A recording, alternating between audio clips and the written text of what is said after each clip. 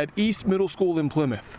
She told me that since I live in this country and enjoy its freedoms, if I don't like it, I should go back to my own country. And that it crushed me, it broke me. Khalaf, an Arab American who's from Michigan, says on January 10th, she exercised her right to sit during the Pledge of Allegiance to protest the conflict in Gaza. The 8th grader's family has filed a complaint with the Michigan Department of Civil Rights.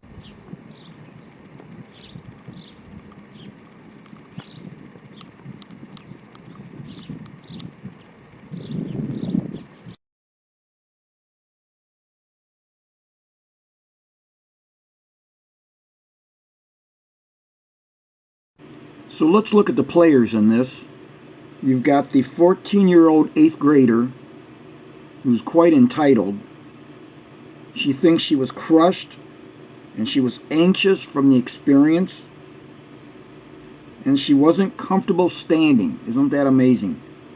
That just because she refused to stand and was called out for it, that she was crushed, that experience was anxious, and that she wasn't comfortable standing for the Pledge of Allegiance. Then you've got her father, who goes along, who should be teaching her to love the country she's in. And then you've got probably an attorney. You've got somebody there from, people there from, civil liberties organizations. And the dad said that she should not be made to be marginalized. So let's take a look at this video and see. So let me say the following. We all have rights. We all should have the exact same rights.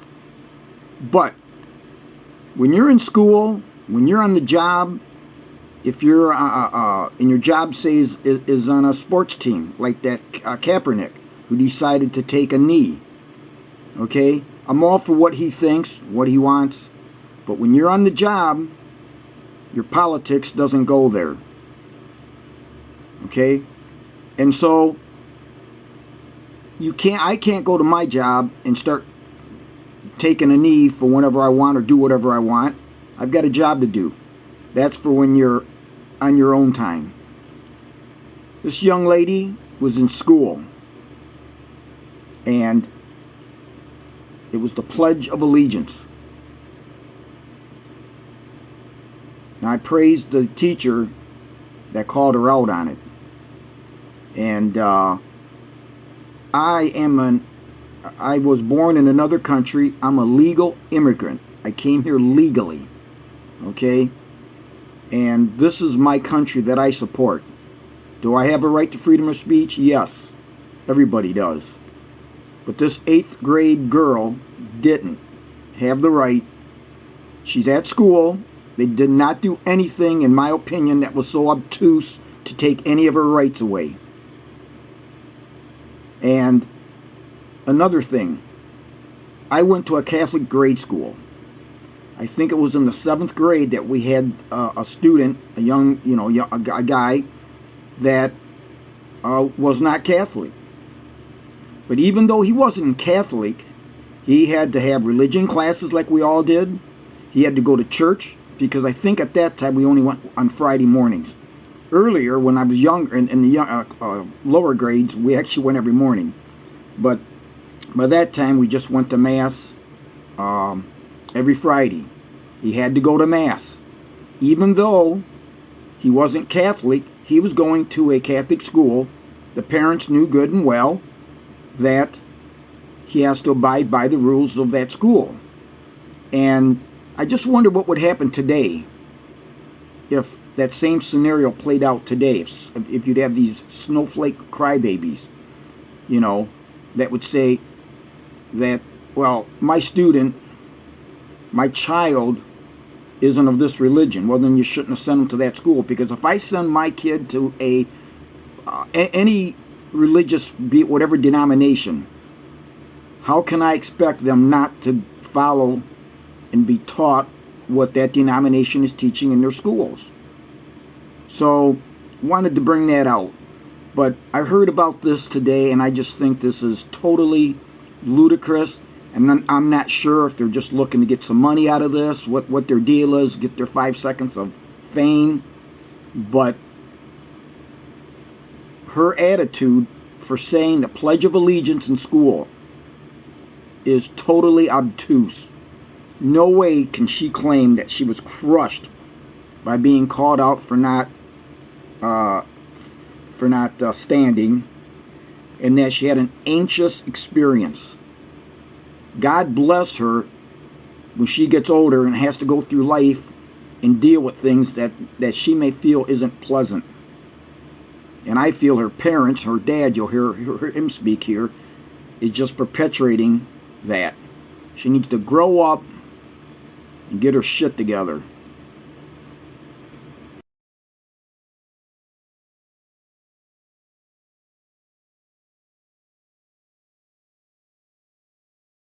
I was sobbing and I ran out of the room crying. 14-year-old Danielle Khalaf tells me that an experience with her teacher at East Middle School in Plymouth has made 8th grade an anxious experience for her.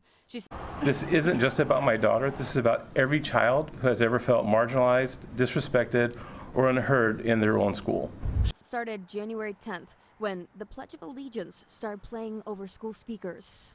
I decided I wanted to sit down because I didn't feel comfortable standing because of what's happening in Palestine. After the pledge was over, the teacher addressed the class and said that anyone that was sitting down was being very disrespectful.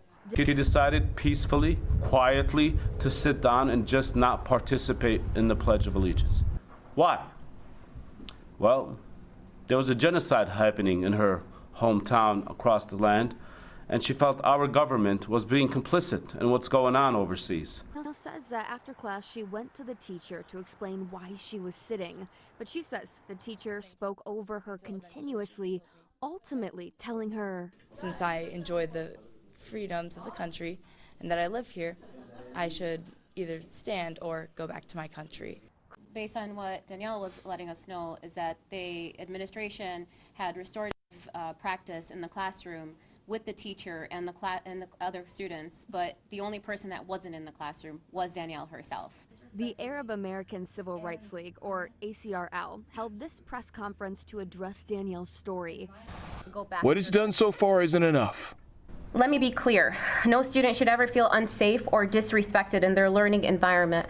Schools should be places of inclusion, acceptance, and open dialogue. They sent this letter to the school district demanding the school take action, and they claim the school has not.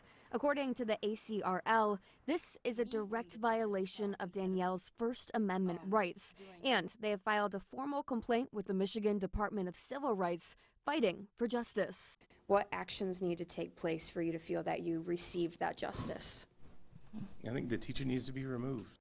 Now, obviously, you've got opinions that are as far right and as far as left and in between as possible. But here on this particular page that I'm on, how dare you say that she has rights? She did not stand for the American flag. Her First Amendment right ended when she did not stand for our flag and our country. The teacher should be praised for what she did.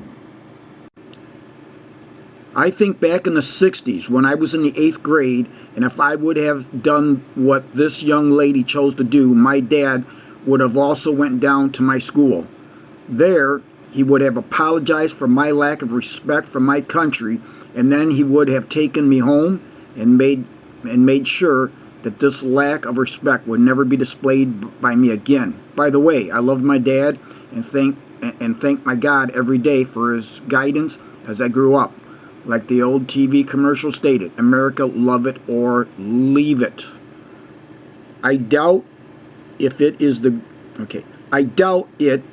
girl was even born in the Middle East. Exactly. Someone needs to teach this reporter the difference between personal and personnel. There was a spelling difference there.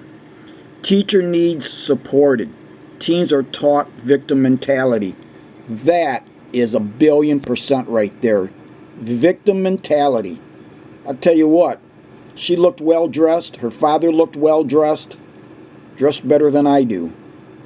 You know, you're always a victim. If you're not a victim, a true victim, then shut the fuck up.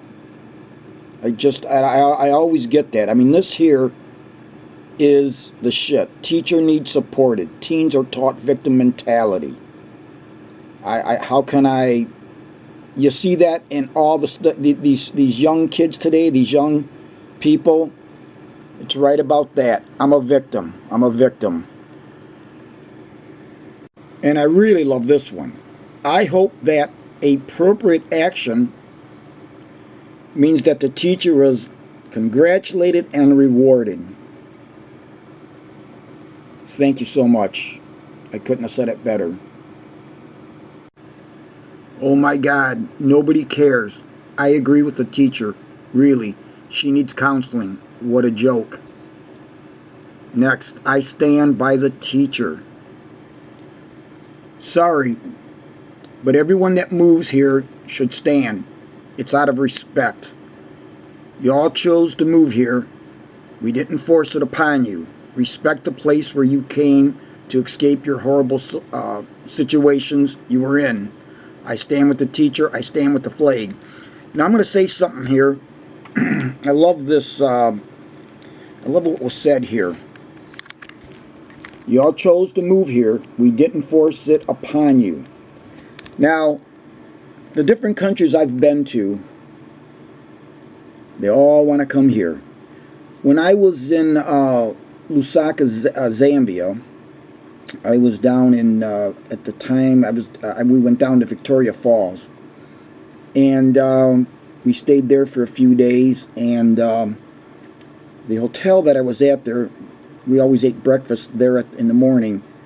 And there was a young lady that spoke 5 languages.